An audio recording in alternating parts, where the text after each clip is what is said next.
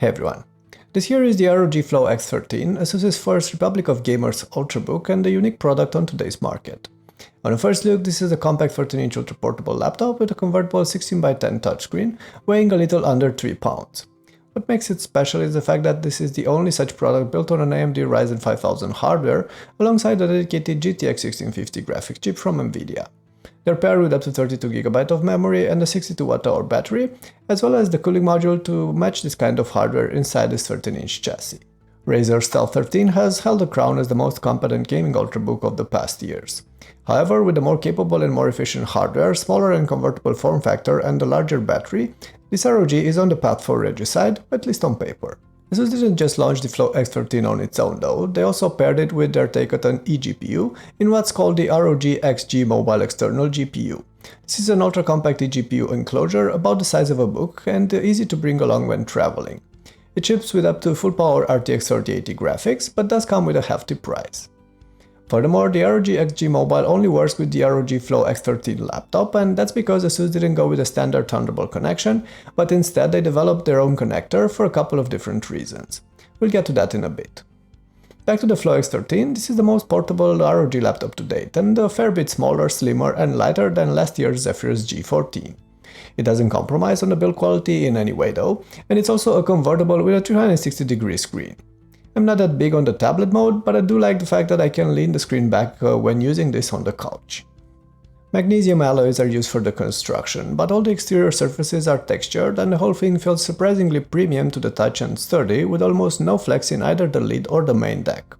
Furthermore, the smudges and fingerprints have a hard time sticking to the surfaces, despite the all-black color, but they do show up on the keys and the clickpad, which you'll have to clean off quite often.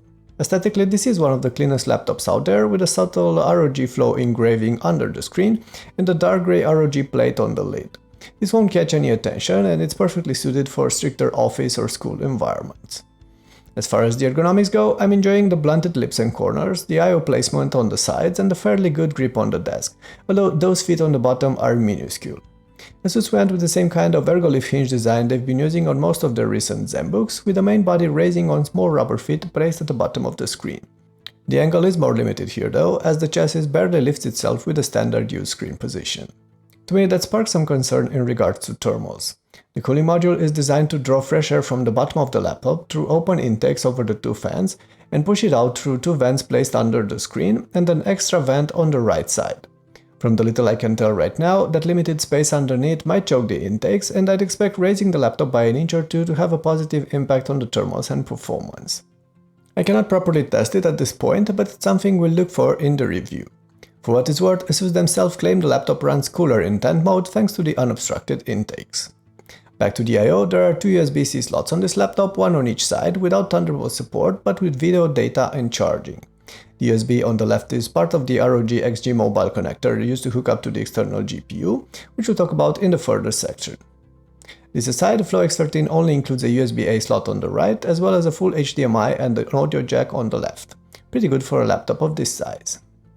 There's a 13-inch 16x10 touchscreen on this laptop with a choice of two panels, either Full HD Plus with 120Hz refresh and 100% sRGB coverage, or UHD Plus with 60Hz refresh and wider gamut colors. The latter might make some sense for content creators, but the Full HD Plus option is more affordable, more efficient and more versatile, as well as better suited for gaming with a higher refresh. Although I'd keep an eye on the response times for any potential ghosting. It didn't bother me on this sample, but I don't play games competitively or have the right tools to measure response times. I did put my color sensor on the screen and it came out well calibrated out of the box, with max brightness of around 350 nits and contrast levels above 1800 to 1. Oh, and unlike most other ROG laptops these days, the Flow gets a webcam at the top of the screen. No IR, and in fact no other kind of biometrics. As far as the inputs go, we're looking at a fairly small clickpad that feels like glass and handles daily use just fine, as well as a keyboard that reminds me of the Zephyrus G14. If you've been around long enough, you might know that the G14 was my favorite typer in the entire 2020 ROG lineup, that's why I'm glad to see the same keyboard on the Flow. I've only typed a couple of thousand of words on it, but so far I find it responsive, accurate and easy to get used to. I also like the full layout and the fact that they didn't dump the media keys at the top left or the physical caps lock indicator. This keyboard is also backlit with averagely bright and fairly uniform white LEDs. However, plenty of light creeps out from underneath the keycaps, somewhat expected given this laptop's slim profile, and something you'll just have to accept here. As for the audio, it's alright for a laptop in this class, loud and of average quality, and surprisingly undistorted at high volumes. When it comes to the specs, the ROG Flow X13 is built on AMD Ryzen HS 5000 hardware paired with up to 32GB of LPDDR4X memory, NVMe SSD storage, a 62Wh battery, and an Nvidia GTX 1650 graphics chip. We're looking at the efficient 35W Max-Q variant, the kind available in a couple of other ultra-portables such as the Blade Stealth, the Prestige 14 or the MV14. However, in this flow, the 1650 runs at 1250 MHz overclocked with ROG boost, with the ability to draw an additional 5W with dynamic boost. The chip can handle AAA Full HD Plus gaming with medium settings, but is still an entry-level DGPU, so don't expect much.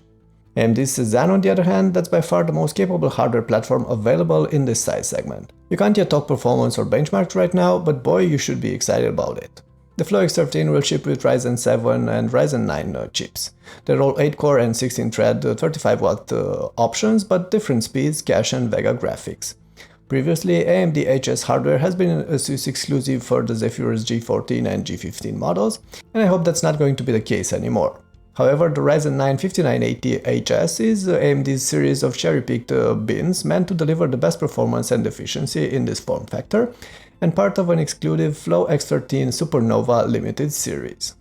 As for the thermal design, ASUS went with a dual fan cooling module with 3 heatsinks and a multitude of heat pipes. They also opted for the 2020 updated arc flow fans with asymmetrical blades, which increase airflow without impacting noise. Furthermore, the laptop implements what ASUS calls the 0dB technology, which is the ability to completely switch off both fans with light use on the silent profile. I can attest that the fans shut off with daily use on this sample and run averagely noisy with demanding loads and games, but I can't get into any other details at this point.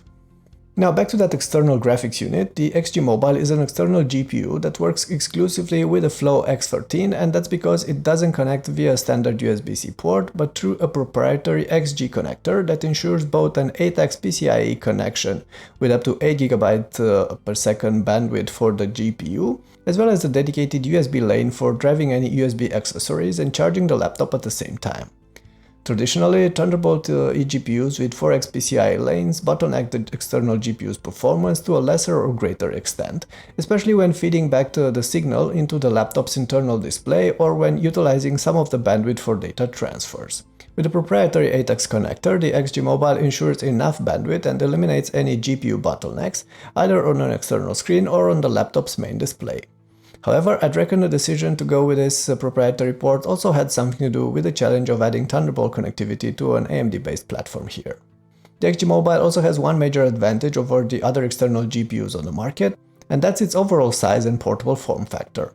It's about the size of a book and weighs about 1 kilo plus the power cable, and it integrates both the GPU with its cooling module and a compact 280W power supply in that small chassis. For the specs, ASUS offered the XG Mobile pre-configured with either full-power GTX 3070 or 3080 chips, with the latter running at 150W, more powerful than anything ASUS put on their ROG laptops right now. As for the I/O, this gets 4 USB-A slots, a full-size HDMI and DisplayPort, a gigabit LAN and an SD card reader.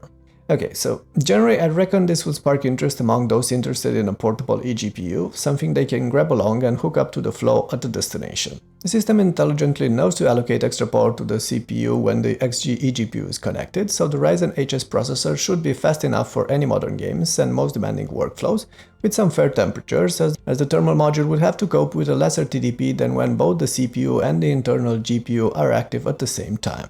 I do have a couple of concerns here. First off, noise levels coming out of this DGPU.